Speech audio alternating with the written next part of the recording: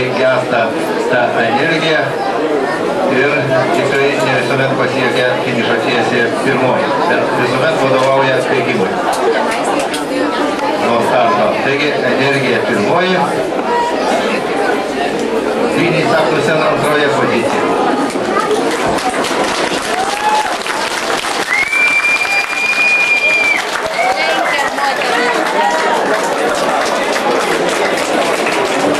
Šeštas.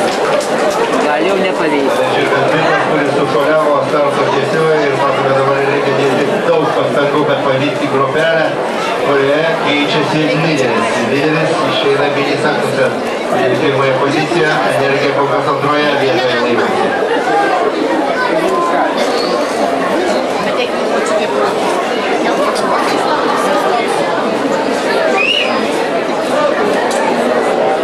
Ir matome keičiasi antrosios pozicijos ir energija, kaip jau minėjau, visuomet jau taip jau gražiai pradeda, bet neįvatys greitai.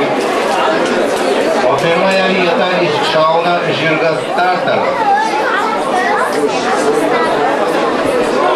Jau minėjau, šio žirgo savininkas yra Norvegijos pilietis Vinaras.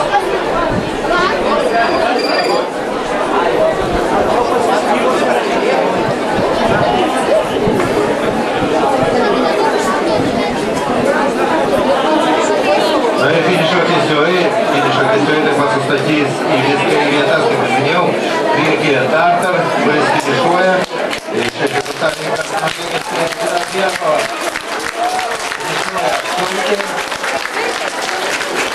Antroji Vyniai Saknusen ir trečioji žirgas Lopas.